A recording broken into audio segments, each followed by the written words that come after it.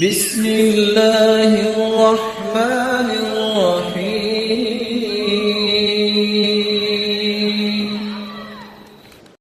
رسول اللہ صلی اللہ علیہ وآلہ وسلم اسی لیے کثرت سے یہ کلمات کہا کرتے تھے، سبحان اللہ وبحمدہ، استغفر اللہ واتوب الیہ۔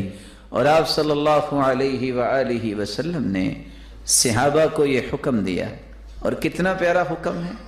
من هاله الليل ان يكابده وبخل بمال ان ينفقه وجبن في القتال بعدو ان يقاتله، جس کے پاس مال نہیں کہ وہ خرچ کر سکے، بخیل ہے، جس کے پاس ہمت نہیں کہ وہ رات کی تہجد پڑھ سکے، جس کے پاس شجاعت نہیں کہ وہ میدان کارزار میں لڑائی کر سکے، فَلْيَقُلْ، نہ تو وہ خرچ کر سکتا ہے، نہ وہ لڑائی کر سکتا ہے، اور نہ ہی وہ تہجد پڑھ سکتا ہے، تو اس کو چاہیے کہ ایک کام کر لے، اور وہ کام کیا ہے؟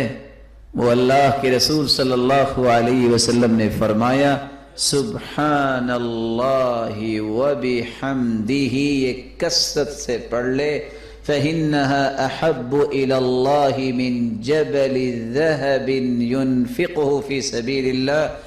ایک سونے کا پہاڑ ہو، اس کا کوئی مالک بن جائے، پھر وہ سارے کا سارا اللہ کی راہ میں خرچ کر دے، اس سے بہتر یہ کلمہ ہے، سبحان اللہ وبحمدہ۔